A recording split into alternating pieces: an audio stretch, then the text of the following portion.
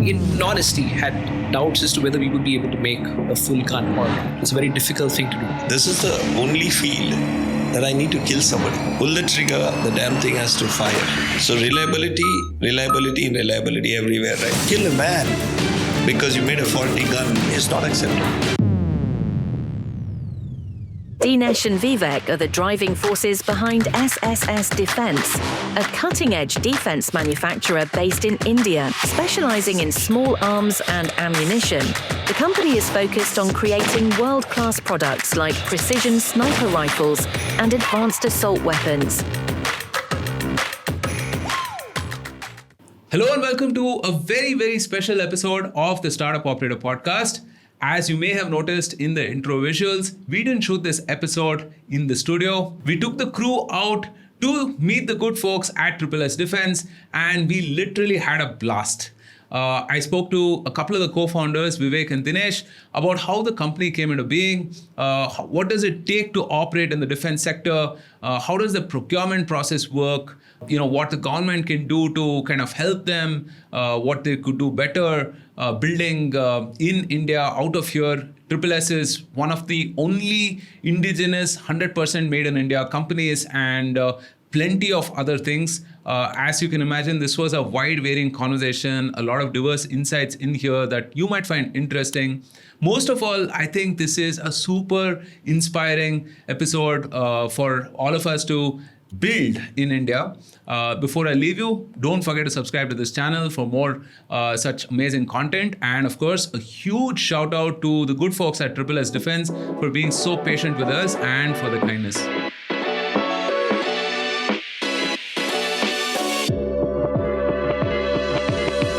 Hey Vivek and Dinesh, thank you so much for having us over at SSS Defense today.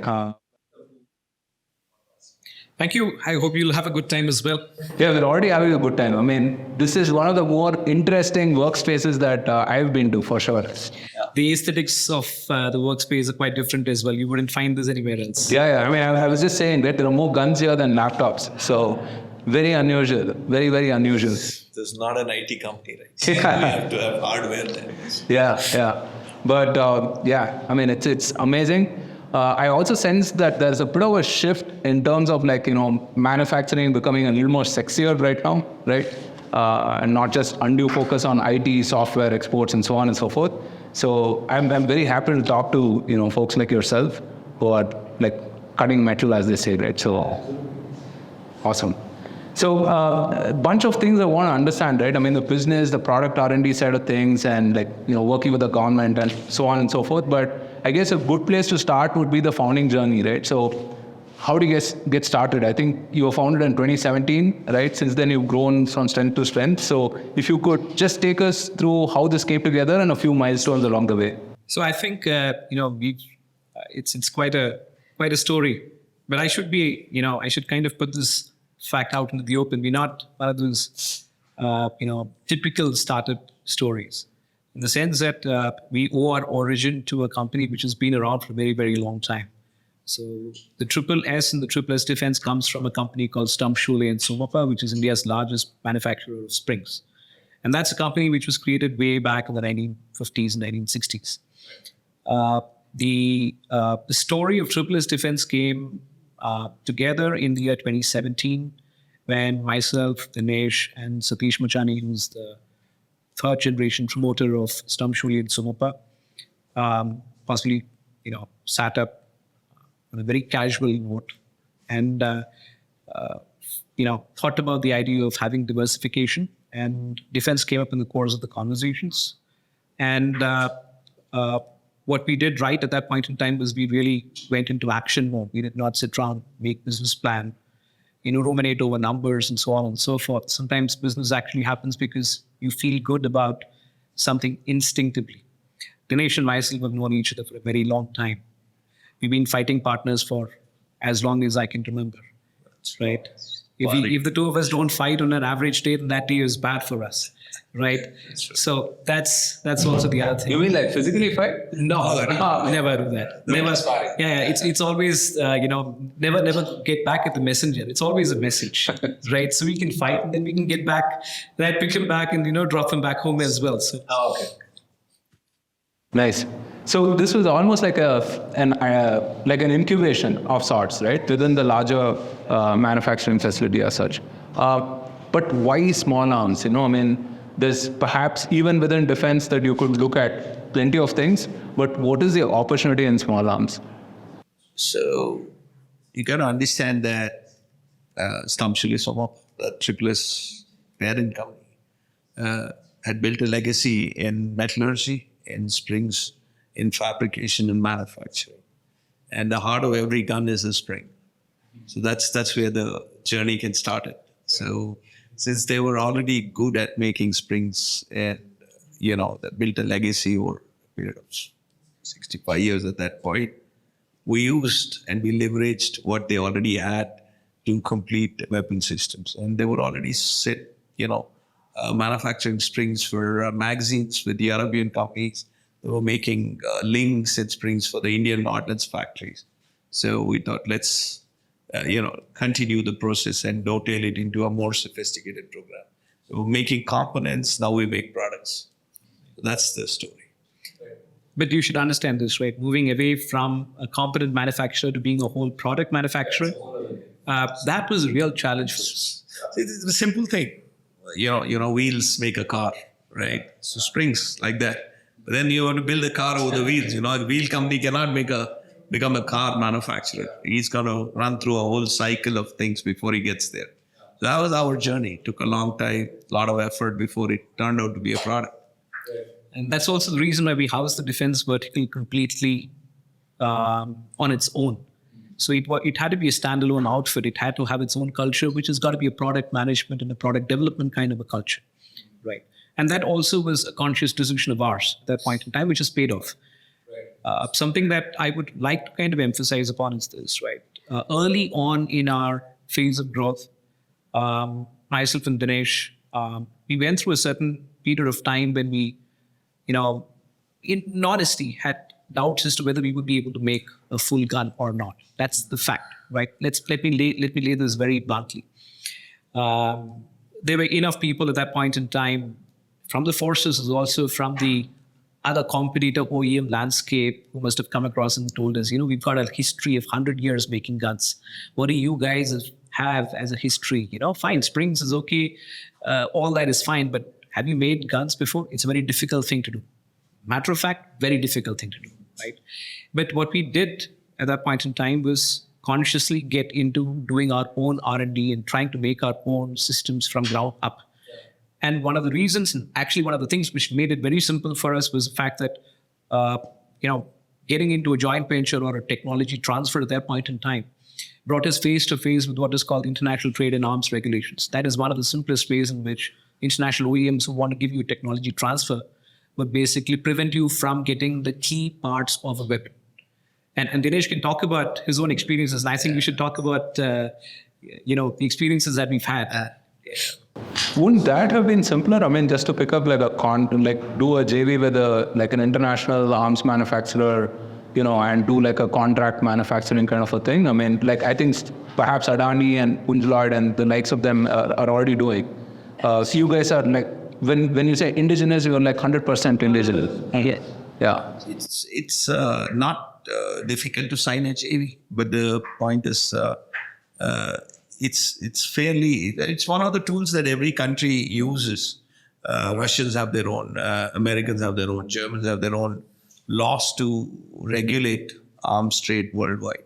And that is not to trade, there's nothing to regulate arms trade. Germans went and set up the Pakistani ordnance factory. The Americans went and supplies weapons to everybody in this sun. It's just used as a tool to hold back business, hold back manufacturing or transfer of technology to another country. So they would never let go of that. It's just a barrier. It's a couple of firewalls they build up so that you don't acquire it. And we did do a JV. We started with a company called Lewis Machine Tools, based out of Milan, just out of Chicago. We just realized that ITAR was so cumbersome and so draconian that we would not have access to. Even you want to build a small part, the wait could be 6 months, and sometimes you wouldn't get the permissions. So we decided that we took a call sometime in 2018 end that we will come back and start building on our own. The funny part about all this is that, okay, we're talking about a product, but nobody knew how to even build a gun, weapons facility, just the architecture here, how to build a range. We are in the middle of the IT corridor. You can't be shooting outside, so we had to go in, go down underground. Everything has been laid out. Our machine layouts were all designed specifically to cater to a need. The PTR was designed to cater to a particular need. So security systems around here, nobody even knew what was perimeter security for an industry. They knew it for airports, but there are no regulations for an industry. So that had to be designed and built into the system. So I think by the time we finished the physical infrastructure, we'd spent 2 years. And then by the time we started, so parallelly, we were also working on how to build a team that could design and build weapon systems. Right. And the R&D process was very organic for us. It was all about failures, right? But here is a point that you have to understand. Making a full-blown weapon in India, that was something out of your own R&D. In a country like India, was fraught with several challenges. One of the biggest challenges is that until you build your own range, you basically have to kind of go back and find, design it, cut metal, go there, fire, see what exactly is happening. Right. You'll have failures. You've got to correct those failures and so on. Right. So in the initial stages, we did have some challenges with regard to that. Getting hold of ammunition was one of the more difficult things for us. Right. But then yes, there was support that we got from the forces in certain ways, because I guess back in 2019 and immediately after COVID, there was substantial impetus from the forces as well. When I say forces, I'm talking about the user. Right. The user also wanted to try and see as to how the indigenous suppliers could support, their interest. And so we did get that initial support. But the fact of the matter is this: we don't become an OEM by doing that, right? You become an OEM when you have the ability to do that all in-house. Right. So today, as we stand today, we are the only Indian private sector company, one which has its own weapon R&D center. The only private company in India which makes its own weapons, designs, develops, manufactures, and tests. The only private sector manufacturer in this country which has managed to export its indigenously designed, manufactured, and tested rifle outside of India to a foreign military, and substantially more discussions happening with other foreign militaries as well. The only private sector indigenous OEM in this country, which manufactures all the way from raw material to the barrel. Right now, that doesn't happen overnight. Hardware is a different story. Hardware is not about really writing code. Right? I'm not saying code is easy. I'm just trying to put across a point here that hardware has its own times. You need to buy equipment sometimes. Sometimes you have to make your own equipment, especially. You can't iterate as quickly, basically. Right. You can't iterate. And some of those difficulties have been there. And me and Dinesh have actually had the brunt of foreign governments and foreign agencies even preventing us from getting hold of basic equipment. Right? Machinery you're talking about. Right. For production, for testing, for measurement devices that are stopped because you're a weapons manufacturer. Right. So there is a lot of restrictions that come in from even buying machine tools and equipment to manufacture. Right. Not talking about the weapon itself, but even the peripheral infrastructure has a lot of restrictions that we have to go through. Oh, I'm sure. Doing that. One other thing I want to do, but Vivek was talking about all the processes that we ran through, even before we hit the R&D phase, right? So then you also have to deal with the licensing process in India. You can't just build a gun. Yeah. It has two things here. The government has to issue an industrial license to manufacture. And then you definitely need the proof testing range. It's like I want to build a Formula 1 car without a track. I'm not going to put the car, I'll have the car in the garage. It's never going to go out. So the PTR is almost like a test track. like a racetrack. That is the most important thing, more than the other R&D that we do, that's the place where you actually take it to fire. And all that, what you get as data is what is inculcated into our manufacturing processes. Right. So very critical that all this dovetails into a program that, would make the first arms company that would do everything in India. Right. And yes, you can buy all the equipment, all the machinery that you want, right? All the fancy stuff that you might see in international gun factories. But there's a certain process which is involved. That process needs to be evolving, fine-tuning all the time, right? And I think defense is different from a lot of other product development in the sense that failure is the main reason why you get better, right? Okay. Multiple failures make you even better. So, I had a question on that, right? Because see, I come from the B2B software world, right? Where it's, you figure there's a problem and then you build a very shitty MVP, right? And then you iterate on top of that, and that's how product development basically happens, right? You understand your customer and so on and so forth. But with you guys, the cost of iterations, first of all, is really expensive, right? Because it's not a bits and bytes thing. It's like a real stuff, right? Atoms and molecules, let's say, right? And then you have very limited customers per se, right? It has to go through the government perhaps, and maybe like foreign entries and so on. So how does that whole decision making on the product portfolio happen? Like, how do you figure what to build before you start building it? So I'm going to give you the business side of the answer, and then he's going to give you the tech side of the answer, because that just works well. Yeah.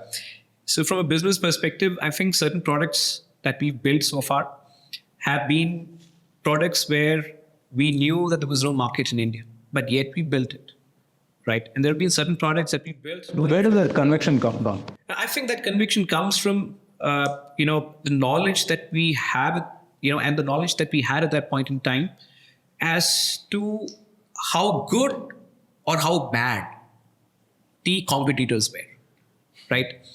For example, let me give you the classic example, right? The forces went in for a certain battle rifle.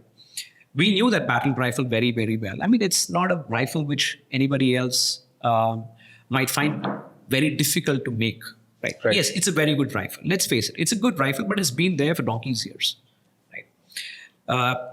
We knew, for a matter of fact, that there were certain shortcomings of that particular rifle. We also knew how that rifle could be built on our own. We also wanted to add certain features into that rifle which were very unique, right? And I don't believe that some of those are there in the hands of any OEM that's operating in India, right? So it was a very clear conviction that fine, there will be a market if the product is good, right? And then there are certain products, for example, the sniper that you see in here, that was a product which was clearly geared towards the user here in India, because there was a requirement that the Indian Armed Forces had for a sniper rifle. And we knew how exactly the sniper rifle's performance would be judged. And we went back to the drawing board, wanting to, get to those thresholds. So the sniper was one of those classic instances where we knew that there was a requirement, there was a demand, that we knew what the performance parameters were. As far as the other battle rifle was concerned, it was really about the conviction that we had that we could build something which was much better and which would be appreciated, right? Come what may, right? And that's a fact. So in other words, what you're saying is the requirements are pretty standard and the competition is, let's say, limited. So you kind of had a direction in which you could go. But then, what I hear is even when you talk about army, right? Even the calibers are not standard, right? They're using many different types and so on. So what are the nuances of then having decided that, we're going to build X or Y things, right? Let's say the sniper rifle or perhaps a version of the AKs and so on. How do you actually go and build it? There's no single caliber. Weapons are built, they're like horses for courses. Mm-hmm. You might need a donkey to do heavy lifting. You might need something swift. So there are multiple calibers. And, use 9x19s for close combat, room intervention, 5.56 for CQB, short battle rifles.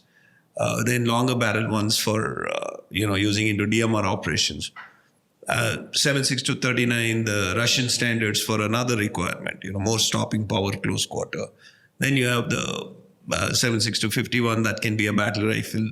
again, fairly unwieldy at certain times. So as a DMR, yes, it's a good weapon, but coming into, an assault role or, more into an urban combat areas, it would not perform that well. So each one has been modeled on a particular requirement. Each caliber has been thought out. Now, and the procurement cycle will ask for certain calibers to be sent for testing before procurement. So we have to build it according to a requirement. But we've not done any, genuinely original development of an India round. We've not done it. America follows a philosophy, we follow that. Russia follows a philosophy, you follow that. Sometimes guys on the ground will say this is better, you follow that. But in genuine requirement, we've not actually progressed on working on our own rounds. So let me come back to the second part of this question. The Indian mutiny that happened, after that, there was a clear legacy from the British to take away all manufacturing capacity in India, especially in weapons. So people who are doing design, guns, building cannons, muskets, all of them were disbanded.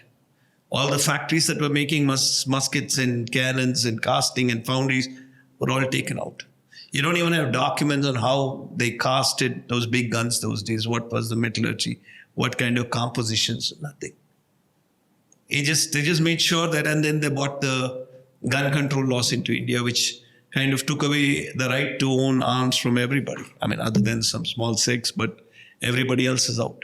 So that legacy was gone. Otherwise, there was no, calibers that India builds, you can see guns that are 18 feet long and built out of metallurgy that is unreal. It's not cracked even today. Yeah. So there are systems like that, and they would fire shells up to 5 kilometers. Cannonballs have traveled. I think if you go into Ahmednagar and Aurangabad forts, you have guns that can send in cannonballs up to 5 kilometers. And nobody even understands how we did it. So our procurement process today is what is dictated by what is running on companies that have built legacy systems for over 500 years. We're 5 years old, 6th year, correct? Yeah. So we have to follow. And there's no inherent policy to look at an India caliber round. There have been studies, we've seen all the 556s, 762s, but there have been some phenomenal studies that also gave you certain calibers that had more power, more velocity, more travel distance rounds, but was never incorporated. In fact, one of the best rounds ever thought was a 6mm round. It was called the 6x49 or 6x50, which had the best striking power of any round in the world, but for some reasons nobody pursued it. But in all ballistic characteristics and everything else, that was the benchmark of a round. It stayed flat, traveled longer, and had more impact on hitting. But for various reasons, it was not pursued. So today, procurement has just been part tech and part business that government issues, and we follow. Right.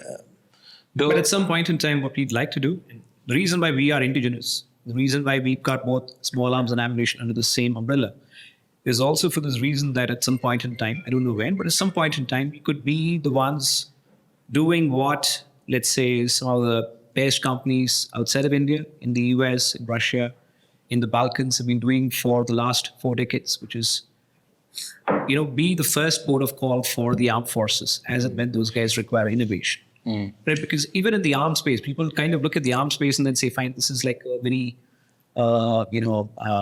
this is not like rocket science, right?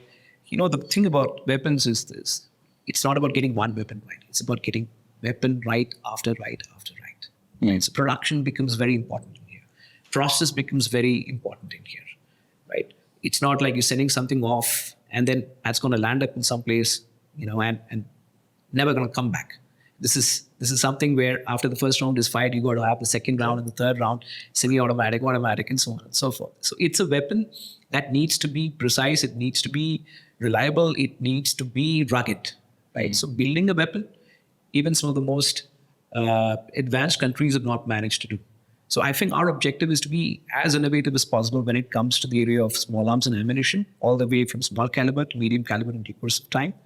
Our objective would be to be at the frontier of, of innovation, in the sense that what we would like to do in due course of time is add the energy bucket, add the sensor bucket, add the ballistics bucket, and the weapon together in one umbrella, right? So that's where I believe our future is heading towards. It's not purely about making a gun, right?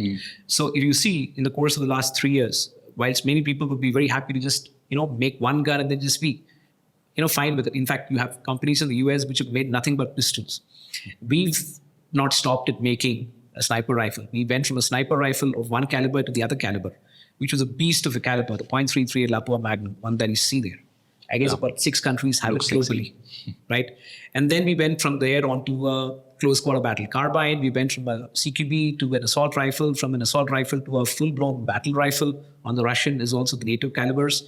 Then we moved on to a submachine gun, and now onto a pistol, and hopefully soon enough onto a machine gun as well. Light machine guns, yeah. We do.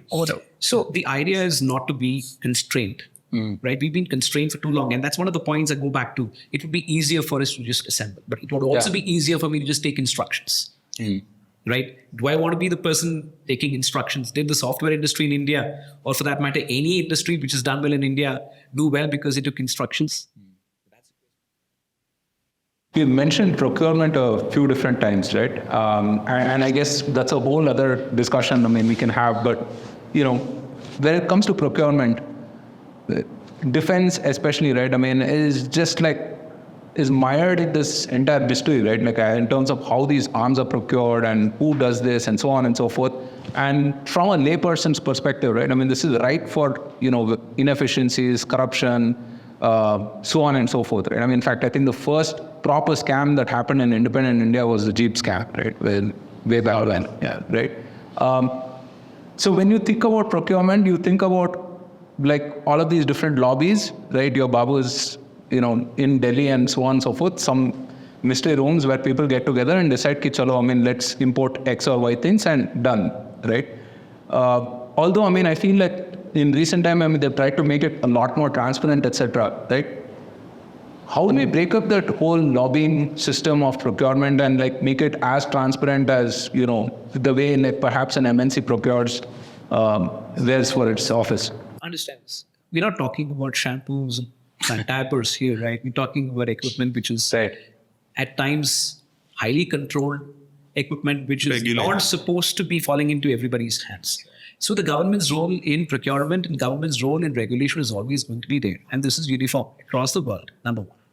The second one is that over the course of the last several years, the institutionalization of a defense acquisition procedure has been substantially good when it comes to transparency, when it comes to being able to offer a roadmap, right? Number 3, the process of defense procurement in India, as also outside of India in several countries, is at times very random, at times very, very, very, frustrating, right? So I think we have both, right? In our country, you can also have some very quick procurements and very good procurements which have happened. You can also have procurements which have mired in controversy, may not be for corruption, but simply because of the fact that it's taken too long, right? Just to kind of finish off, and fatigue is set in. So I think this whole idea of defense procurements being easy should be taken out, right? Companies which have to be operating in the defense space, and now I'm kind of looking at your customer audience as well and saying, customers, the customer is always going to be, one customer, maybe a few customers, right? If I add in law enforcement. So that customer is not going to be fast. That customer is always going to be pacing, themselves. So having that ability to stay on the pitch is very important, right? You might have the best possible product in this world, but you still need to be there at the pitch, one. Second, something that me and Dinesh have emphasized in the course of the last 5-10 minutes is this. Innovation means not just purely about getting that one product right, because you can be a one-trick pony and very quickly be dead. Right. Okay. So for us, innovation is really about taking the lessons that we've learned from this as quickly as possible, into one, right? You know, Skunkworks. I think Dinesh, you should talk about the Skunkworks idea. So let me put it before he goes there, right? This is the only field that I need to kill somebody.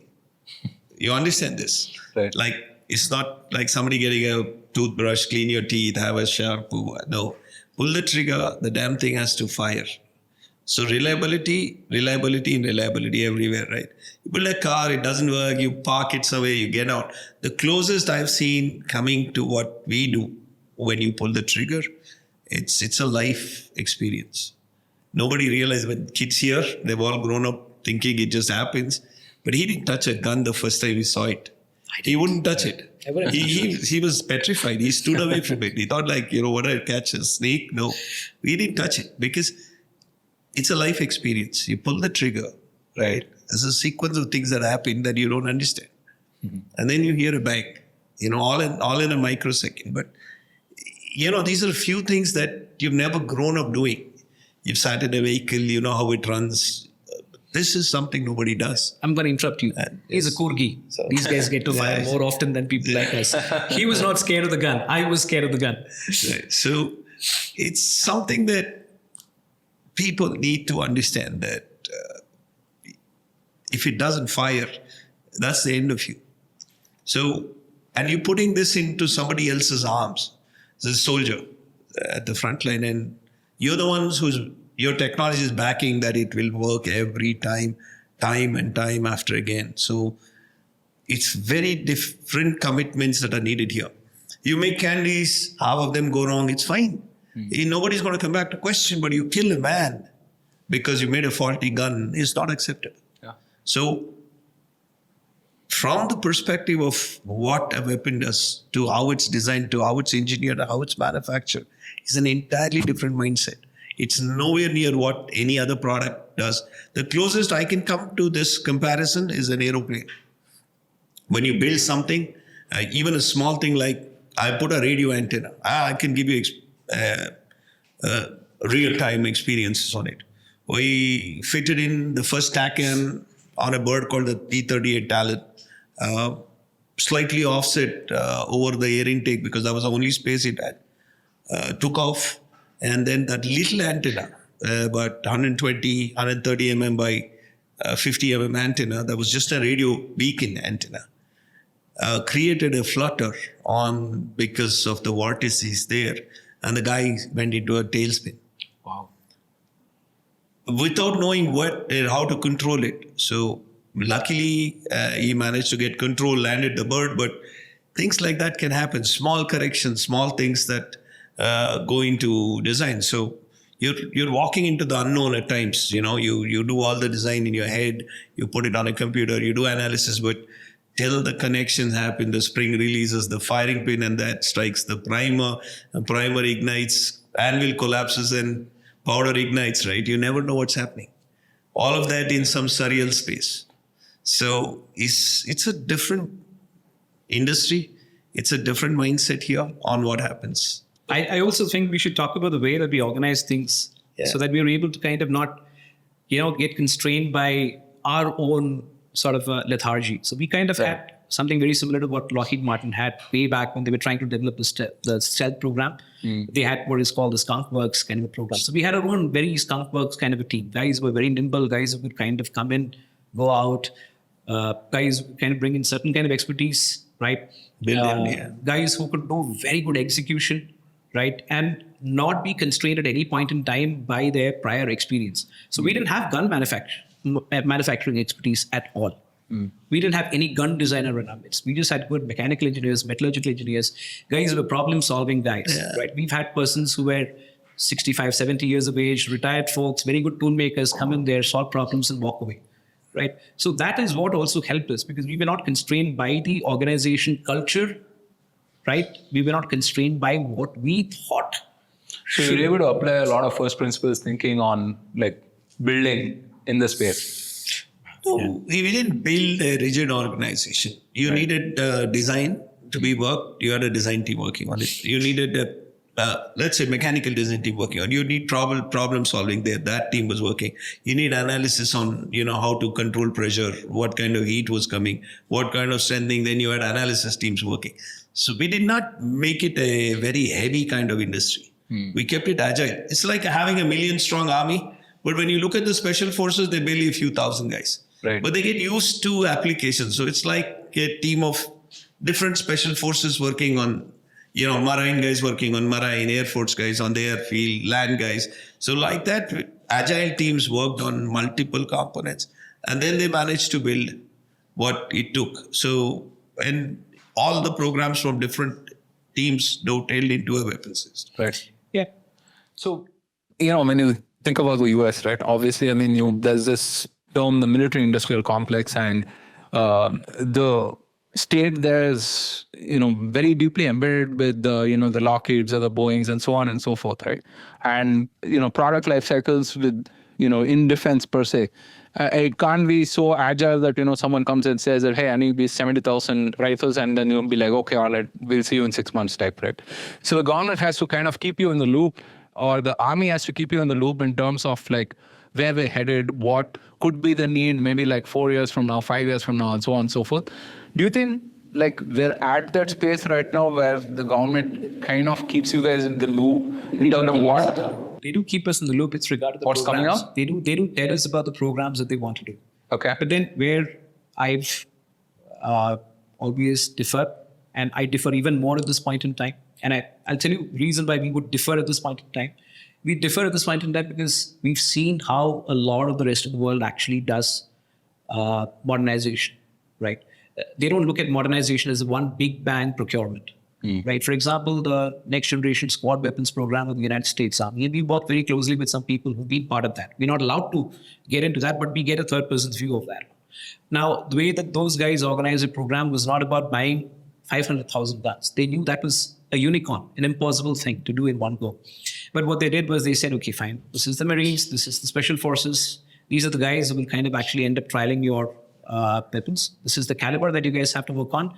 These are the performance parameters. Go out there and figure out your best designs. Come back to us. We will evaluate the designs. Designs work. I'll give you the contract to go out and manufacture certain limited series production rifles. We'll go back. We'll test them to the hilt. We'll give you the feedback. If the feedback is good, we'll try and push you. Right? Someone's going to win this particular contract, but that doesn't mean that the number two is going to lose, because we'll try and still push him into other markets. If it's not the Marines who will buy it, maybe somebody else might buy it. If those guys don't buy it, there are international NATO forces who will buy it. Right? So it's not a big bang procurement. Right? Now, I always believe that we in India, especially with regard to small arms, people who might be operating in other areas of defense might have a different viewpoint as well.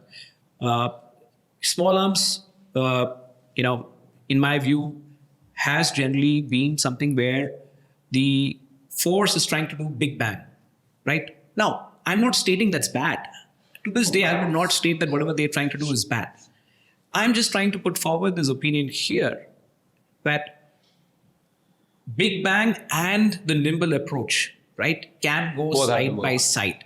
Now, what happens with the big bang, I'll tell you. What happens with the big bang is everybody wants to have a slice of that.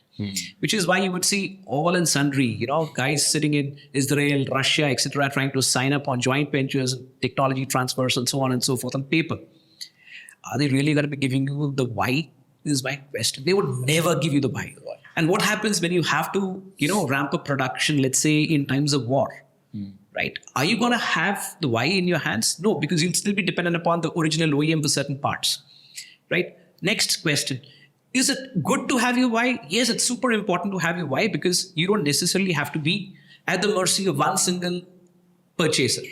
You can be, in years where the Indian Army is not going to be buying much, the Indian police may not be buying much, I might have 5 armed forces across the world filling up that particular, order volume, which means that my business is more stable because I've got a larger pool of customers to play around in. From a technology development perspective, the guys who have been given a TOT are the least likely to actually invest money in R&D. Guys like us would actually invest close to about 10 to 15% into R&D at this point in time, right? We end up doing more failures, which also means that tomorrow I become a sort of a weapon in the hands of our own governments when it comes to foreign relations, right? I would love to have a time in the future where the Indian Army, the Indian government, the Indian bureaucracy, the politicians, whosoever it is, right, stand up and then say, fine, you know what, that country there. We need to build up a good relationship with those guys. I know they have a requirement for defense equipment, small arms, ammunition, etc. This is the way we kind of have diplomacy with those guys, right?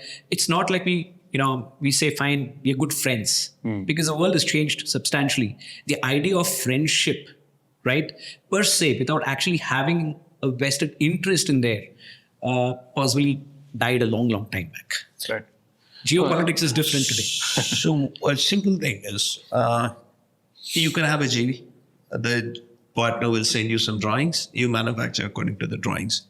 He will never give you any technology that would involve, the mechanical aspect of the trigger sequencing or the pressure parts. They would invariably pack it and send it. It's fine. I mean, as business makes sense, you don't have to invest on your own R&D. You don't have to test, proof the part, nothing. You just get it, drop it, fit into what is given as a bill to print, right?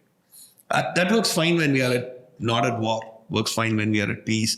You can wait for the consignment to come, FedEx it to you, Right. and or DHL will deliver. Then you put it into play, or a container will come on a ship, and you can do it. But what happens when you are denied sea routes? You don't have a no-fly zone put up over your country. Who's going to build those parts for you? That point, critical security aspect. Nobody thinks about it. If they just put out a blockade on the sea and a no-fly zone, then nothing comes in. Serbia had the situation. They had a no-fly zone 80 kilometers around the whole of Serbia. So they couldn't get anything. So finally, I think one of the reasons they broke down as with having fantastic industries was they couldn't get raw material in. That's where the crux came into, that they signed up to whatever negotiated settlements because they did not. Yeah. The only reason Ukraine is surviving today is because there's 22 countries feeding it. But on their own, they would have broken down a long time ago. Right. This thing would have ended 18 months ago. But it continues because there is a supply chain that's managed. So managing your supply chain is very, very critical, especially in military space. You might say that, okay, I'm getting a gold-plated weapon today, which the US Army is using, and then your weapon is not gold-plated. You might just be a little below standard, but the gold-plated one won't come to you when you need it at the crux of the moment. So you need to have your own systems match up. You need to build your own industry effort and engineering to take it forward. So from an outsider's perspective, right, one thing that seems bizarre to me is that we have innumerable engineers here, perhaps more than any other country in the world, barring, let's say, China, right? And yet, forget about like very sophisticated armaments and weapons and so on and so forth, right? I mean, we import helmets, we import like certain, like, let's say, certain types of ladders or whatever, right? I mean, it strikes me as bizarre, but also, I mean, we skipped that whole manufacturing curve, right? I mean, we just directly went into services. So do you feel like, we don't have that manufacturing culture? I mean, like in terms of producing like really high quality, super precise, like fail-proof kind of equipment. We're not there yet because of that, because of the fact that we don't have a precedence. So the two kinds of the engineering here, again, you come back to the same thing. There are engineers, there are applied engineers.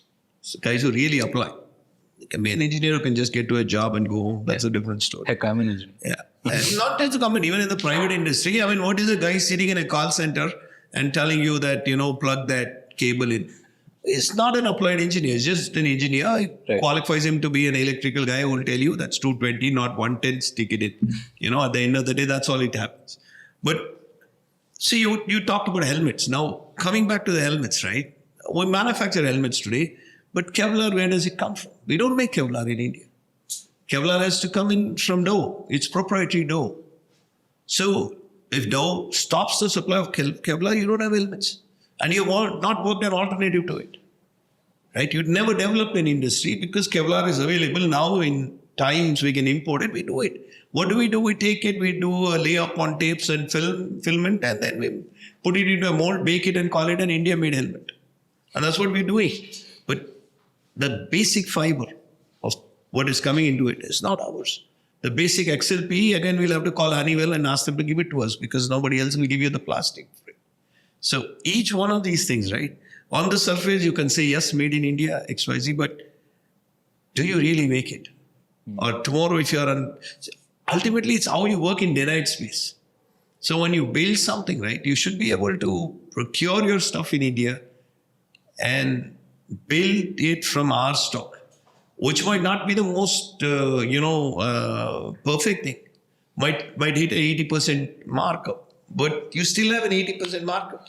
So how do we make those supply chains a little more robust, right? I mean, if you're saying that a particular instrument or weapon or equipment, right, requires parts from 200 or 400 different places, right? And some of these may be geopolitically constrained. How do we build that supply chain? How do we make it more robust? See, that's what I said. So you need to understand what do you have as capacity. You need to understand what do you have as capability. And then work on that and then refine it.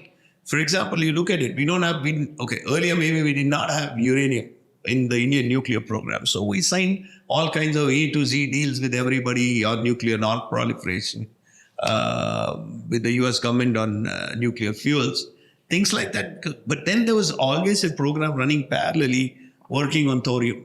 Thorium was available. Like that, it's 60% the energy calorific value of uranium, but you continued processing it. You would build a bigger reactor, but you built a reactor. Right? With a uranium 238 isotope, I might build a reactor that's 20 meter dia. With thorium, I might have to build it 2 times bigger. But I have power. I'm not waiting for somebody. So that's the way you need to. So you have a certain kind of steel available. You have a certain kind of aluminum available. You got to work with those strengths. You can't expect somebody from Germany to send you the steel. So I hate to call it, but jugaad. No, not jugaad. Absolutely. There's no jugaad. There is no jugaad. Zero So jugaad. let's say pure R&D. So you go back to the density of the steel you have locally available. We have a lot of sulfur content. Now, how do you process it in smelting to remove it and arrive to the minimum? What's your carbon content? How much percentage? How can you add more when you go into metallurgy? And come back to the fact that, there's an American gun which is using some exotic steel coming in from Germany or some other place, firing 10,000 rounds, right? And I have an Indian steel. I have a steel that comes in locally, and I might fire 9,000, right? But I'm not waiting for some mill out of Detroit to send me the steel. I have a mill that is 300 kilometers from here that can send me the steel. So that is what they should be looking at, what can be localized without depending on a supply chain that is exotic. So, we talk about so many things about, localizing stuff, but you need to also understand the strengths of localizing. Right. China builds helicopter undercarriages, which don't even serve 30% of what the equivalent would serve in another country, but they change it after 30 and put a new one. And they have a full fleet running 24/7. We have one of them now, we take 6 weeks for the part to come in. Sometimes 6 months. So we pull out from another one, fit it to this, so then you have 2 sitting down on the ground. So you got to manage supply chain better. You got to understand strengths, build on your strengths, build on your capabilities, and build on what you have. Right. And then Coming back to the supply chain part, it's a very interesting story that we. Now he was mentioning Serbia. So this was a country that was pretty much destroyed by the Balkan War. Yeah, what's the story there? I mean, how did those guys figure this stuff out? Now, actually, this is the interesting part of it, right? We always look at stuff as being, cutting edge. For the most part, you have to understand it's not about cutting edge. It's really about how badly you are against the wall that dictates the way in which your resilience power basically comes back in. I'm talking English here, but we've seen that in the way those guys take pride in calling their weapon a weapon of their own, right? They were pushed against the wall. The war basically came and destroyed whatever they had as infrastructure. The professors, students got in to work on the roads, rebuilding the roads, getting the electricity lines back in there. The machinery was taken back, right? Because they bombed pretty much all of the defense equipment. These guys went back in there, started making their own equipment, right? With whatever they could kind of assemble. To this day, a lot of those factories are not, gold-plated factories, not the most beautiful factories. They don't have the most beautiful floors. They don't have the most beautiful looking equipment. But they do a job, and they do a bloody good job. right? And what they did not have in terms of having access to the most recent CNC machines and so on and so forth, they managed to do or cover up by focusing on stuff which they were very good at, which is the process. So they refined the process and got better. What we're trying to do, at least in our system, like for example, let me just take the case of this particular rifle. The first build of this particular rifle had to be done with no data that we had on a barrel, right? Sorry, on a barrel, right? Absolutely no data that we had on a barrel. The first build of this particular sniper rifle was done with no data on a barrel, right? So the first lot of weapons, maybe the first 3-4 weapons that we did, we actually imported the barrels. We had to do so.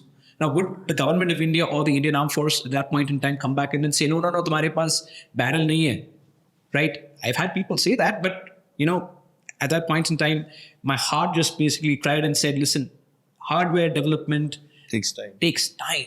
You have to depend upon some source to build up the basic footprint. So that barrel basically became the benchmark on which we built the rest of the rifle.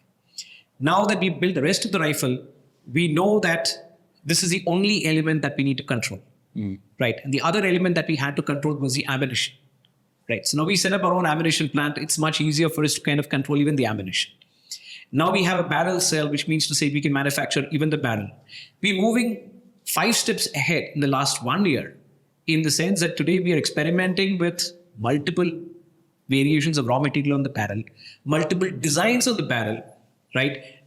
What used to constrain us as far as weapon build earlier was a barrel. So now that it doesn't constrain us, we're kind of changing so many things on the rest of the systems so that we're able to optimize upon our own barrels today, right? Tomorrow somebody comes across and says, I need a special forces weapon, which is super light, right? We would actually be able to give them a weapon which is partly carbon fiber, partly aerospace aluminum, a barrel wrapped with carbon fiber, which has absolutely no change as far as accuracy or point of impact shift is concerned, right? Something which can basically be used in the kind of environments that we have, which is to say desert, cold, swampy weather, and extreme humidity, right? But that takes time. So the only option I can tell you is this: there is no shortcut in the area of defense. It takes time, right? Right. And there is no country that I have seen so far that manages to get a transfer of technology and suddenly becomes Why would better. they, right? I mean, why would like France or like the US or anyone Have they else? given us a transfer of Why technology would or we anything? today? Now that we have it, why would we today? We don't. Yeah. I mean, We don't. even India- I wouldn't do so. I wouldn't do so. I would be, in fact, we've had instances where people outside of the country have told us, can you give us a DOT? I've said, happy to do so. Yeah, but we'll send the parts to assembly. But you know what? We would do exactly what the rest of the world does to us. Because that's good business. That is also the right way to look at this. Nobody is going to be giving away the secret sauce. Let's accept it, right? And if you have somebody who needs your systems and who wants a transfer of technology, it is very fair for us to also say, I don't want this technology to be kind of going into wrong hands. Yeah. So I would give you what I believe I can control. Isn't this fair? Yeah, absolutely. Right. Yeah. There's this, quote from the software world, which is like, your margin is my opportunity, basically, right? And where I'm going with this is like, when we procure all of this stuff from the US or elsewhere, right? For instance, when we procure the rifles, etc., we don't get the ammo along with that. We barely get, we just get the bare equipment as such, right? So there's plenty of ancillary stuff that we can still we will have to go elsewhere for that, right? So With spares? sorry, Forget about ancillary. Just think about spares. That opportunity, right? Opportunity in building, let's say, spares, ancillaries, maintenance, and so on and so forth. You think that is like an easier wedge for someone to sort of get into? If you're not in the weapon space, if you're not building weapons, you cannot be in the spare space. See, let me interject into something. Software engineers are like the soldiers, Indian Army, million strong. Like that, you have like probably Bangalore has 5 million, 3 million engineers, right? So you're trained, right? What if you don't have a computer? What are you going to do? This is the exact same thing you should reflect upon. Right. You can have a million standing army, but if you don't have the weapons on hand, what are you going to do? You could have trained 10 years on it. But at the given time and the given point, right, it will be exactly like a software engineer who studied and come out but does not have access to a computer. So we are the ones who put that on the table. We're the ones who equip them to, to carry on what they're trained to execute, what they've, practiced over a period of time. So that's what we do at, the levels we build systems. Right. So how do you think about strategic partnerships? Because I understand, you can't operate in silos, right? There is a certain ecosystem. Obviously, you have to sort of exchange information, perhaps buy and sell, so on and so forth, right? So when you think about strategic partnerships as such, are there certain categories of people you look at? How do you go about building capabilities? Our thing, when you come to strategic partnerships, if we're talking about partnerships where we kind of collaborate with outside OEMs, actually speaking, we don't have anything against outside OEMs. Understand this, because we understand them better today than anybody else who just wants to do a JV or a TOT. We understand them better. There's mutual respect. That mutual respect, in our opinion, is the reason why there'll be many more OEMs who've come back to us and said, listen, I respect what you guys are doing. I would like to have a strategic partnership with you, right? So now what is happening is we're kind of attracting strategic partners. Let's say on another realm, right? We want to get into, let's say, medium caliber. We want to get into certain other areas. Calibers, We're finding more qualified strategic partners, guys who respect the fact that we've done certain things right. And those guys want to have those partnerships with us because of the fact that, we actually have the ability to not just take in, we also have the ability to give back. Right? There are certain markets which they can never cover, but we can cover. Right? We can give them a new product which is for a kind of a customer. They would never be able to do so. Expect a French company, for example, to change its manufacturing process and its way of building a rifle just because of the fact that it needs to get into an African country? Unlikely. Right? So we are actually attracting the right kind of partners today, people who want to do venture tie-ups with us. Be very open to all of them, because in my view and his view, as long as someone who wants to be a partner with you has the right intents and is not in there so that they can kind of, slowly, walk away when the time is important, right? Are good partners, right? Someone who enjoys working with you and is willing to kind of actually collaborate for new stuff is even better for us. It's,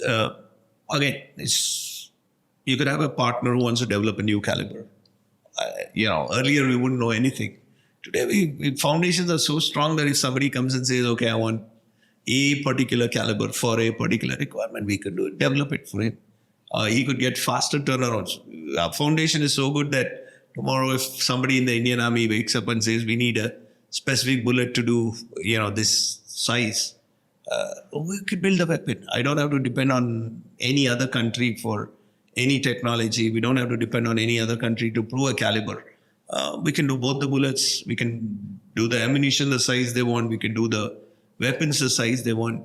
Foundations are so strong that we don't need to depend on, you can have somebody coming in, let's say from Europe, and say, I can build a gun that will do 3 kilometers. I'll laugh at it because I know exactly that he can't. We know we built it. We know that this caliber has this calorific value and this is what I will get. So the days of somebody coming and trying to push something down the throat, making claims that don't match up to actual engineering, I don't think works anymore. Yeah, those days are gone. Those days are gone. Selling brochures, somebody in Delhi coming and saying that. But again, there are people who've actually found benefit by having technology tie-ups. And I would at no point in time say that those technology tie-ups are any less important. In our case, we did it differently. That doesn't mean everybody is going to be doing that. Some guys might actually find it better to have those technology types. It's about the area that you're operating in. Where we believe we've earned the right to kind of call ourselves indigenous is because of the fact that we've gone through the trials and tribulations of making not one weapon, multiple weapons. Calibers, yeah. Right? Having made those weapons, having proved those weapons to certain forces, and also calling ourselves indigenous because we set up the entire infrastructure. Right. And also went all the way to the raw material to the final assembly. Right. Now that is what separates an OEM from an assembler. Let me put it very simple. An assembly guy is not an OEM. He should stop calling himself an OEM, and the armed forces should stop thinking that those guys are OEMs. An OEM is an OEM. Right. So kit builders, basically more sophisticated way. When you can have a DIY guy. I mean, it's certainly better than importing wholesale everything from there, but it's It's not like manufactured by us. Yes, it's per se. certainly better than importing everything. That I Yeah. agree with you Yeah. on. Yeah. But So we were. when we went in software, we went from having nothing to software services, and then finally went to Yeah, products, products, right? yeah. Right. So productized services. productized Come on, services. correct that. Right. No products. I don't believe that. So the thing is right. There's a charm to being a product company. There's a certain value in being a product company, yeah. right? You are considered valuable because you have certain intellectual property in house. That intellectual property may not be patents alone, but the intellectual property could really be about solving a problem. It's just In the know-how. ballistics business, that is very rare to find. So finding that inside our company is possibly one of the biggest achievements, Right. right? Right. That is very rare to find. So what can, I mean, again, yeah. So we had a guest yesterday from one of the forces, and the Indian government has imported a particular weapon with the TOT, which is transfer of technology, from a foreign OEM. This guy is from another service, but the government imported this weapon for the army, land forces. So this guy wants to use the same weapon on his domain, and he says the weapon is green, and it comes painted from the OEM. Okay. So you look at it, that they can't even change the color of the weapon to the requirement of this particular force in the Indian ecosystem, because the OEM has even sent the whole thing painted in a particular color. great. With a certain material which you can't access. Which you can't access. And you can't fiddle around with the paint on top of it. A because- warranty goes for a toss. Crazy. And this is the same forces. It's just like Special Forces, Army, Air Force, Navy. You can't interchange because one guy he can't even change the color in the weapon. Right. So I have a broader question, right? I mean, the common refrain that we heard over the last 25, 30 years was we're not building IP, right? I mean, software services specifically. I mean, we're not building anything unique. We're not building our own Google. We're not building our own, even our Facebook or Instagram or whatever, right? But I feel like we have the opportunity to build in manufacturing, build our own I IP. believe we should be building our own stuff everywhere. Right. Not just. Right. I don't think the time So is any late. how do we do that? How do we do I that? think the whole thing boils down to, in my opinion, right? It might be a very simplistic point as well. The whole thing boils down to organization culture, right? It also boils down to how much of risk you're willing to take. Would I take the same risk when it came to making a tank as building my own IP for the whole tank? I don't think we would have, but somebody else might, right? Maybe a Tata's would have taken on that particular objective and might even have succeeded, right? Now, I'm here of this view that it doesn't matter whether you are aiming for the tank. You can even aim for for the turret of a tank. But as long as there are Indian companies which are trying to put in, their money, build in culture, which is doing real innovation to build their own products, we are going to be fine. We're going to be fine. And in support of the armed forces, I'll tell you something. The armed forces are absolutely committed towards indigenization. I haven't seen them coming back and then saying, no, this indigenization is not important. They always are committed to indigenization. But there is also a certain organizational lethargy which sets in saying, if I can get this product from somebody, and then I'm able to get a contract, then I will do it. Unfortunately, it doesn't happen that way. So slowly we're starting to see instances where the Army Design Bureau and certain other organizations within the Army are actually putting money into innovations. I just believe that number or that level of, spend is very less. I mean, you have the DARPA in the US. They put in billions and billions of dollars. Here we're talking about, let's say, a few hundred crores for rifles and they whatnot. don't cut But it's it. still a start. It's still a start. It's going to grow. It's still a start. But It's a good space. Right. ask me, there is a desperate need for something like the DARPA. But DARPA has to be not about a fighting force. The DARPA has to be about a technology force. So you need to have people in an Indian DARPA who are not the users, right? You need to have people who can liaise with the users and the industry, but who are hardcore technology guys. No, and all of this innovation trickles down, right? I mean, into things you can find in your house, perhaps, right? True that. Internet came from that part. Absolutely. So on. So more than that, right? Think about it all. I mean, as you go along, right, into this military space or MICs, the fundamental difference you will start realizing is accessibility and capability here. The capabilities will come in only when you inculcate manufacturing, right? Today, for example, there'll be a joint venture partner who will come and tell him that I will give you this weapon, you sell this weapon, and you make a margin, which is equivalent to the margin you will make by putting blood, sweat, and tears into infrastructure, manufacturing, and cost, and then achieving to the same margin. He's not going to tell you the strategic impact of what he's screwing up. He will only tell you that you make the same kind of money. He will give you all the EBITDAs and all the other stories on how much money you should make, and this investment gives you this ROI kind of stories. He will tell you, but nobody will come back and tell you that you will not get this part if you have a war. That's never a part of the conversation. None of them will bring it up.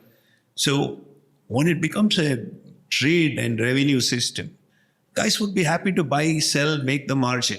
Why would they want to sweat, build manufacturing facilities and infrastructure and product design and manufacturing times on the station, build a vendor system, supply chain? Nothing. You don't want to do anything. You can do the rest of it for 1/100 the effort.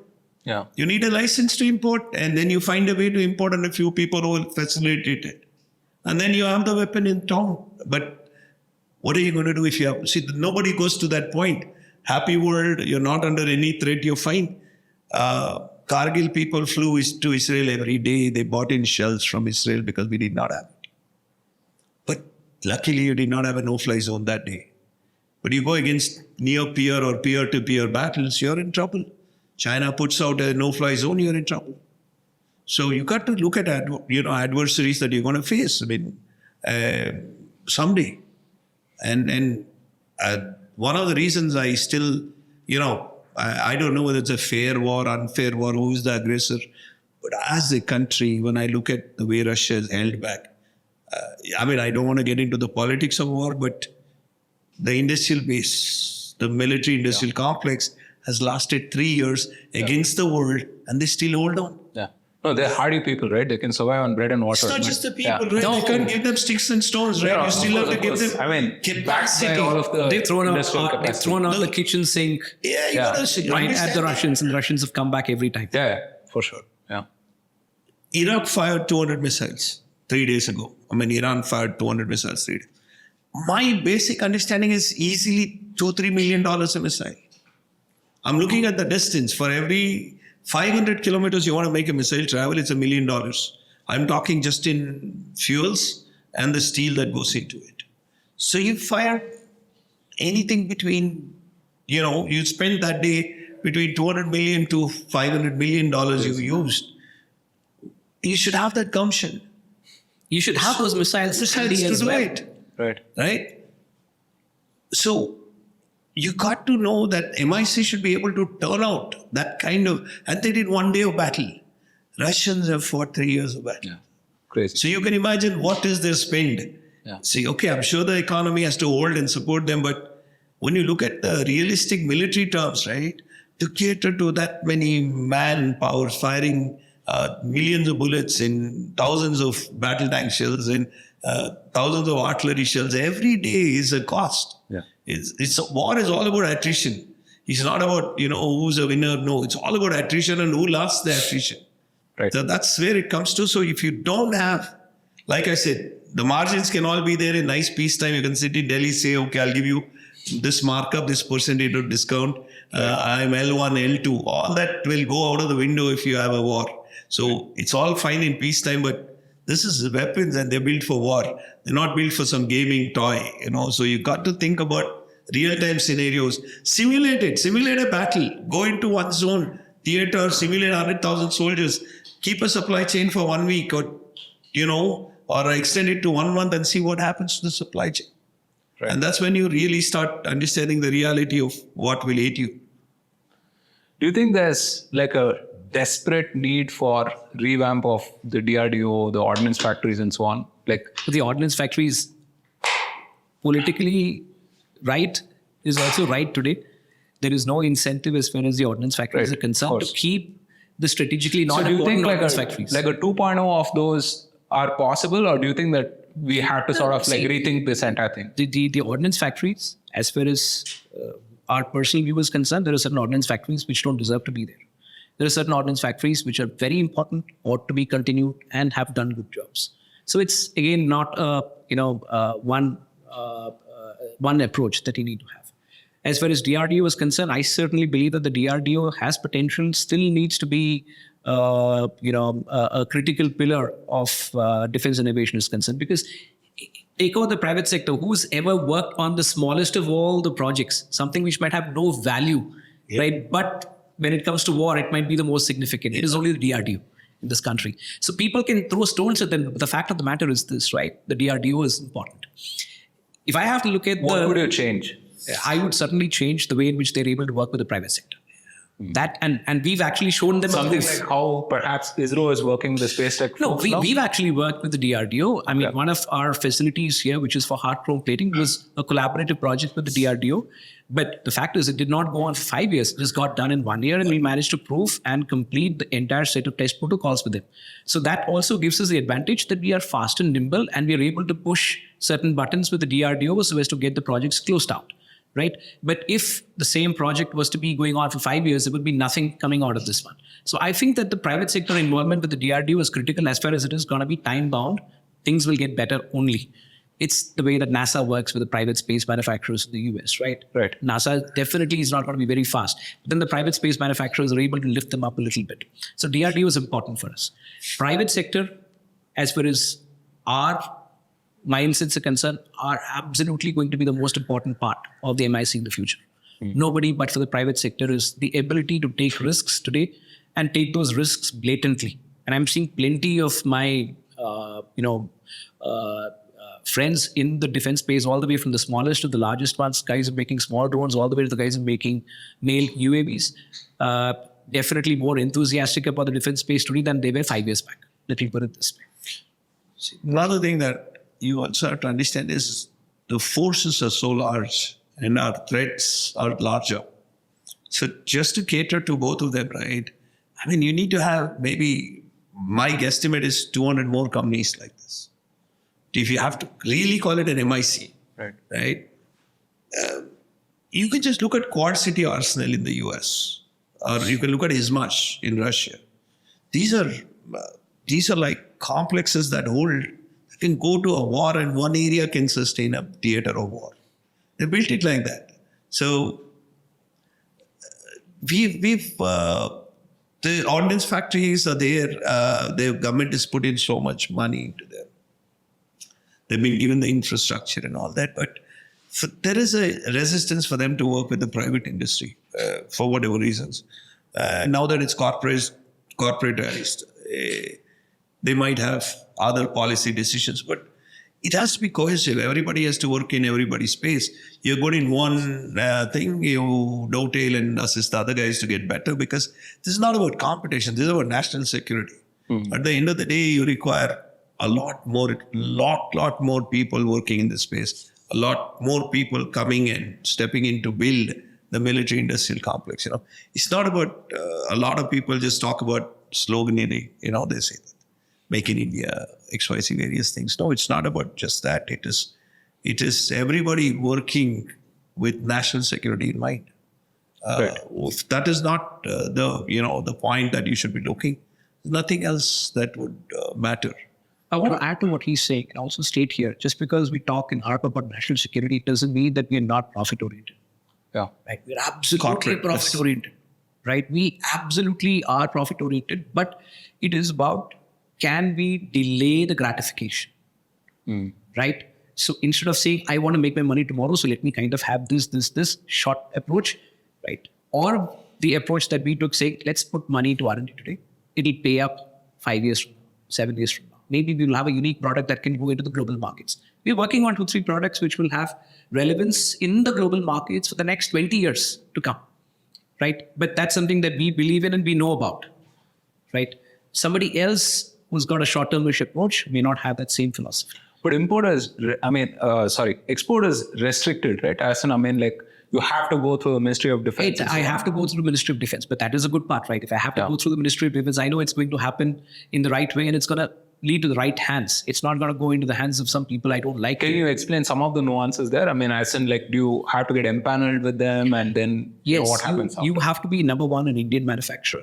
Number two is that you obviously need to be able to kind of convince the government of India that the product that you have is something that you are the one that owns the IP on, because if you don't own the IP on, then you need to have permissions from somebody else who might be your joint venture partner. And then other geopolitics comes into place. Right. For example, if I have a partnership with an American company that I'm trying to sell into a market which is friendly to India, but the Americans don't like that I sell to that particular country, things can go bad. Right? So that's number two. Number three is that the Ministry of Defense is super aggressive at this point in time vis-a-vis exports. They understood very clearly that Indian defense requires export markets as well. And the fact is also that there are more Indian companies today which are capable of exploring those opportunities in exports. It also gives us a leverage geopolitically with certain countries, which was not there before and which was not there as a mind, in the mind itself. So today, regulations-wise, everything is heading in the right direction as far as defense exports is concerned. What needs to happen is we need to have more companies who are aggressive enough in terms of product development so that they're able to match up with the specs which foreign countries require as well. Times have gone when you could sell the INSAS rifle, bundle it together, and then give it to the closest neighbor that you had, and then expect them to keep their mouth shut. They would return it back to you if it's not up to the mark, right? There are countries in our neighborhood who've taken equipment from the Chinese. The Chinese have given them faulty equipment, and they've come back crying, saying that thing is a rusting piece of crap, right? So everyone understands today that geopolitics on its own cannot also match up. It needs to be accompanied with something that can really do the job for mission criteria, because as much as we need equipment in bad times, even those guys need equipment in bad times. Right. So your product is good, it'll work. Your government is positive, it'll work. And once it starts working, then it's a very long-term process. Right. It's very difficult to move you out of the inventory, right? So when you think about developing the industry as a whole, right? Who can we look to sort of emulate, right?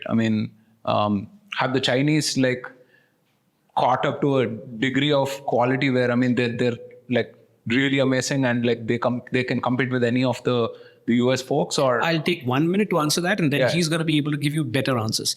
I don't think the Chinese are going to be lagging in quality. They've evolved very quickly. They might have copied some things, but they've actually managed to evolve substantially. Right. But we don't know, right?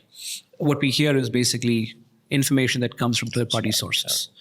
Are the Americans good? Yes, they're good. Are the Germans good? Very good. But we will not be able to kind of do the kind of product development as the Germans and the Americans, because some of that is brutally expensive, right? We're not a country that can kind of make gold-plated weapons. We need to be able to saturate, right, in times of war, put out a lot of it, right?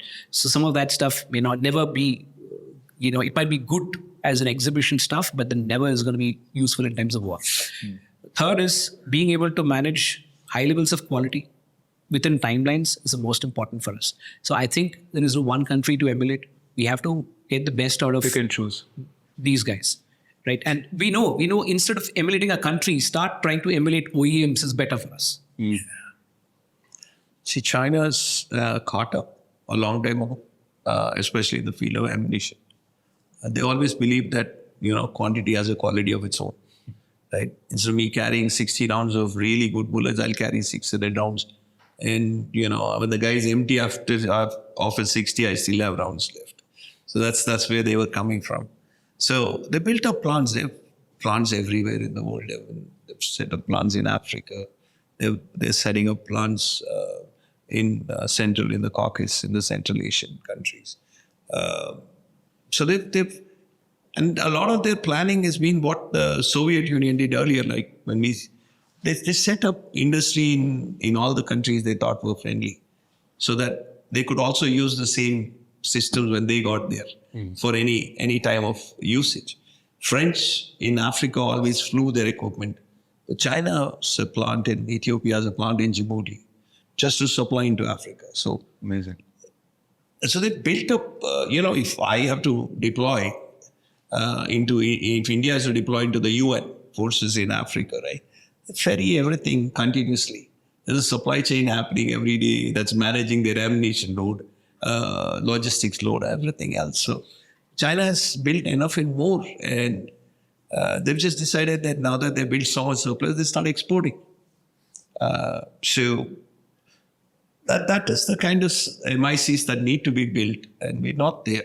It will take time. I mean, I think my guess, another 50 ammunition plants will still be fine to supply just to Indian requirements, and not even on a expeditionary kind of warfare. I'm saying just internally managing our problems, we should be able to build more on our requirement. How much does geopolitics factor into everything that you're doing? I mean, we're living in like a crazy world right now, right? Multipolarity is like the thing, right? And there are plenty of wars, and by many different perspectives. I mean, we're already in a sort of a World War III kind of a situation. We just haven't perhaps, realized, right? So how does all of this chaos just factor into whatever you do? And how does it inform your decision I'll making? give you 2-3 stories. I had a friend of mine, the moment October 7th happened last year, and you had the attack on Israel, next 3 months, a friend of mine who works in the US munitions and weapons spaces had his hands full doing nothing but selling weapons kits to Israel, a country which prides itself in having its own military industrial complex. They had 100,000 reservists coming back to join the force, and they did not have enough guns. Right? And when you give a gun to a guy, you better give a good gun. Because Israel understands that those guys are not cannon fodder. They're highly trained people, many of them highly educated people, possibly working in other countries, who've come back to fight for the country, and you don't want to lose that kind of potential talent. So they did not want to at any point in time give them guns which were faulty or guns which were not up to the mark. And they also had to give them guns which were not there. So you understand this, that's geopolitics for you. One single day can change things around. Right. Another thing, you had the Russia war, and for the next several months, we were bombarded with requirements for CNC machines. And I'm sure you've spoken with people also who've been at the receiving end of this particular inquiry. Right. So geopolitics across the world is both a positive as also a negative. The day that it becomes negative for us should be identified today, and we possibly should be looking at ways and means in which we can prevent that from becoming a noose around our necks.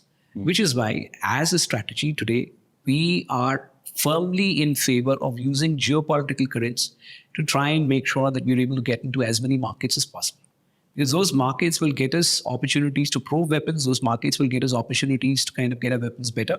When they go into service with any force, they always get better. Understand this. Whether they go to the Indian force or go to some other force, any force makes your weapers better. It's a feedback loop. Because you get that feedback. You drive, you test in different conditions, different weather. Conditions.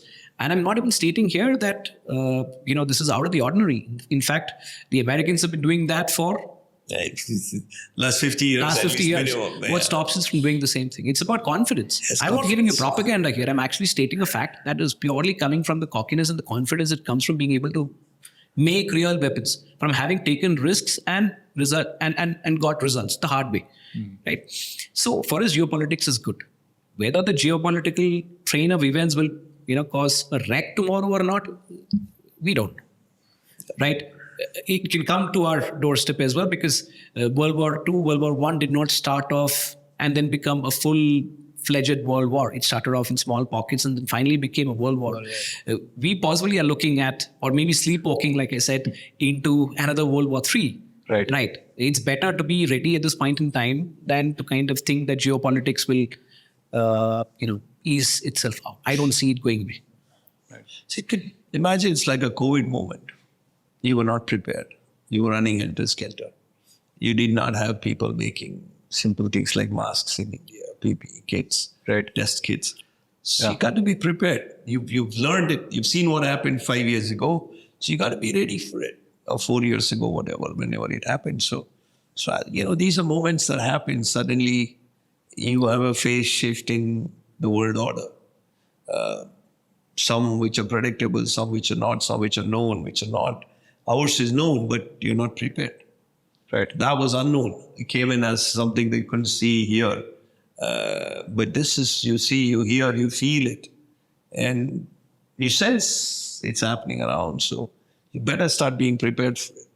Right. So, circling back to SSS, what do you have coming up in the next maybe 18 months to a couple of years that, keeps you up at night? That is the most exciting thing that you're looking forward to? Many things. We have multiple programs running, not just in, since we also do ammunition, we have different calibers coming out. We have a general purpose machine gun coming out, which will, so now machine guns are categorized into light machine gun, medium machine gun, and then heavy machine gun, 50 cal coming down to 7.62 to 51, and then sometimes even to 5.56. So negative has got the negative 5, which is the 5.56, and the 7, which is the 7.6 to 51. But we want to dovetail it into a single caliber. We want to bring in something that has the heating power of a heavy machine gun, but the form factor of a light machine gun. So we're working on specific calibers. Like, for example, we might, I mean, it's still hypothetical at design phases now, but we will focus on something that we've gotten good designing our 338 sniper rifles. So we've known the ballistics of the weapon. We know the energy it can impart on the round, and we know what it's capable of doing at 1.5 kilometers. So we might be looking at a specific caliber to grow up on the let's say, knowledge we built of and the experience we built on this. So we would build something that would have the heating power of a heavy machine gun and the form factor of a light gun. So that's as far as business goes, that's definitely one of the pillars, because machine guns, not many countries have the kind of machine guns we're talking about. That's a whole new program that we mounted. We'll be in new markets. Right. Hopefully 5 to 6 markets for both ammunition as also weapons. We have plans of being in the US civilian market for weapons. The kind of IP that we built in, we believe is something that should find a home, not just in India, but also in certain civilian markets. And scale-wise, the US civilian market is by far the best of the lot. Yeah. So in a couple of years from today, yes, definitely yes. We want to be in those markets. Now, R&D-wise, we always working on refinement of some of these weapons. We're experimenting with certain materials. We want to have a horses for courses of approach. So it'll be, a certain kind of a weapon for special forces applications, a completely different set of weapons for infantry applications. Special forces weapons have to be built, designed very differently. So in that sense, we're trying to kind of do that differentiator. We'll be in medium caliber in the next 18 months. Both weapons as also ammunition. That's going to be our next progression. And now what is happening is, instead of being told, this is what you should be doing, in certain cases, we are taking on the mantle of figuring out where the opportunities will not be only there in India, but the opportunities will be there globally, right? Because again, the knowledge of the supply chain is very apparent to us. Fundraising on the horizon? Hopefully something interesting in the next 2 years. But as of today, we've just been, living off, how do I put it this way? Internal accruals, a mix of promoters' capital, third-party debt funds, working capital. That's basically been the way we've funded ourselves so far. We've not gone and raised any money from, international investors. One is difficult to kind of do that as well in our space. But hopefully, in maybe a couple of years from today, we'd like to be, better capitalized, if I may put it this way. I don't know what source it's going to be, right? No one can tell you as to what that source might be.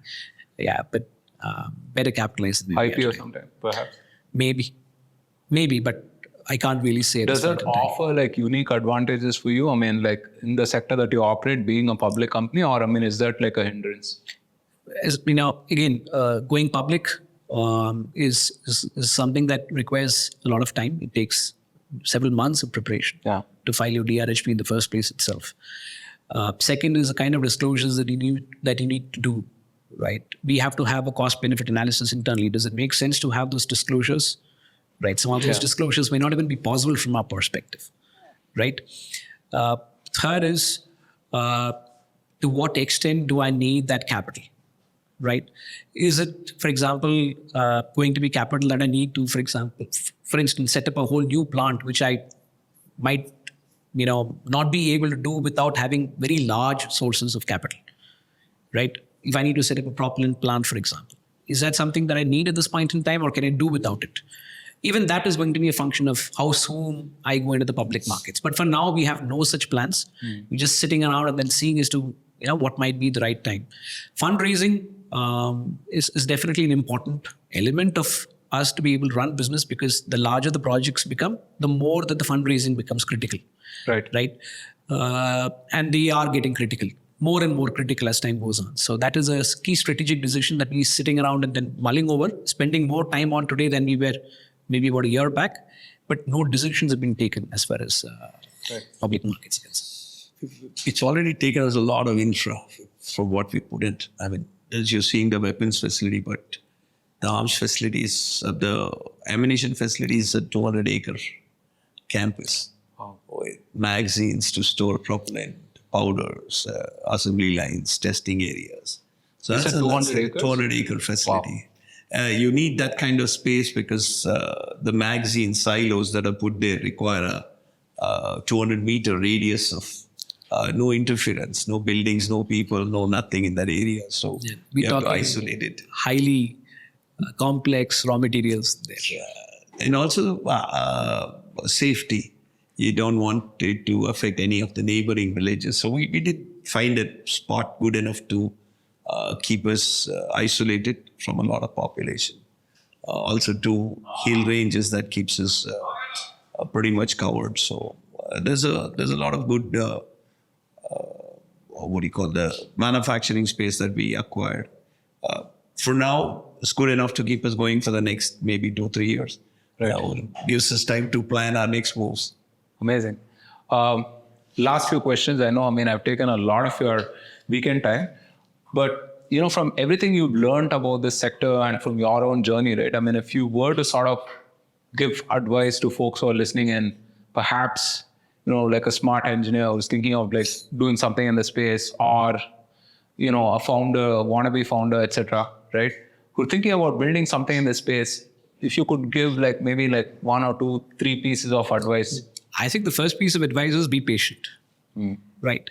You're not going to get, instantaneous. How can someone today get started? I think one of the simplest ways in which someone can get started off, at least if he wants to know what the requirement of the forces is by going online, checking out the Army Design Bureau's annual compendium of future solutions, future solutions that are needed. That's one of the best ways. I keep telling people, the Army itself has become very transparent in these matters. They actually publish a compendium of future solutions which are needed. That's one of the best places to start off. Number 2 is choose your poison wisely, right? Don't try to kind of be in too many places at the same time. If you are a guy who understands UAVs and drones, choose your niche in that particular space and find an area where you are not going to be competing with 100 people, right? I see too many quadcopter guys today. That's one of the reasons, right? And not everyone actually has a USB. A few of them have, not everybody has. Third is, it possibly will take longer time. You have to delay gratification. But if you're able to work on your own technologies, be they hardware or software, right? Do so. Do not neglect hardware. The hardware is the most critical part in defense. The software, it's important. Sensors, super important. If you're not able to integrate all of these together, you may not be having a sustainable advantage. Do not think about raising capital as being a solution to all of your troubles. It's a milestone, right? As of today, there are more guys who are entering into the fray with sources of capital. That's a great thing for you, which means to say that the landing is not likely to be bumpy too quick, right? But defense companies are not like other companies in the sense that you don't have too long a runway. I mean, you're not going to be spending $1 million every month, right? Trying to push forward your product. You have to be very choosy in your projects and your programs, right? Try to identify, for the first timers, try to identify areas where your technology can have civilian applications. It is a great opportunity if you can also make your technologies into civilian applications. what about all the licensing, the regulation, all of that? I Not mean, all businesses, all of this stuff. not all of it requires a kind of licensing that we require.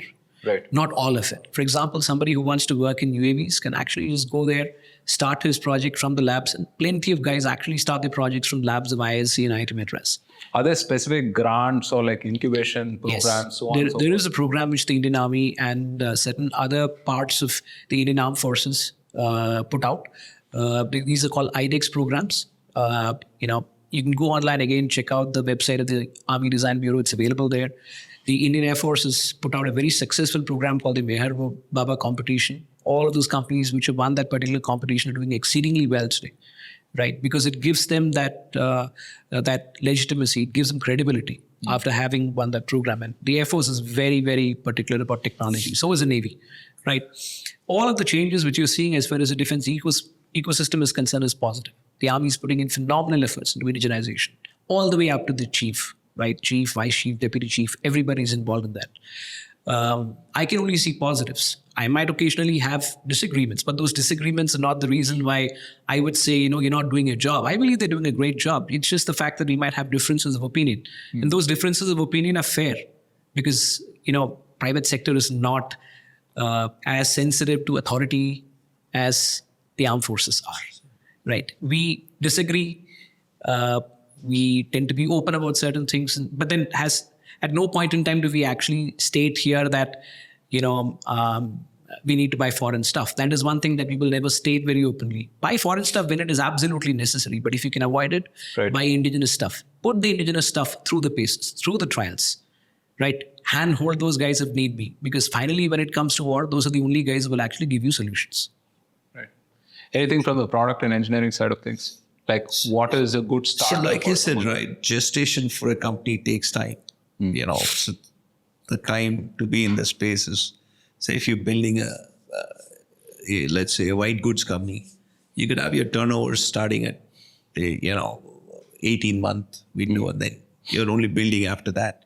For us, gestations can be 2-3 times that. And sometimes, and in India, our only customer is the army, the forces. We can't sell it to the civilians, not the weapons we build for the military. So we have to go through the processes that they build.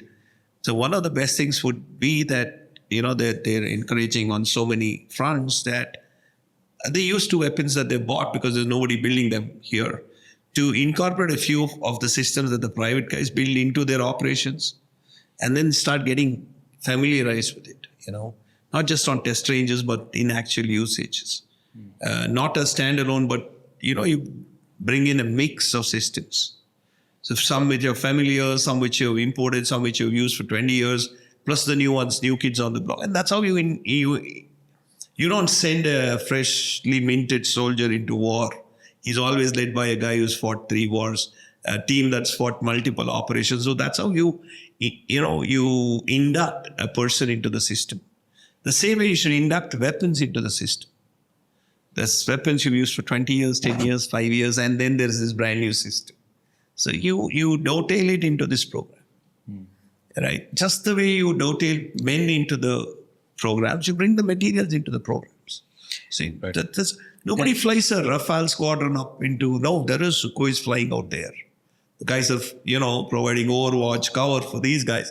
Same way you should bring into play the weapons that are locally made so that you get familiarized with it. You get user interface comfort, which is something that I think we need to see it happen.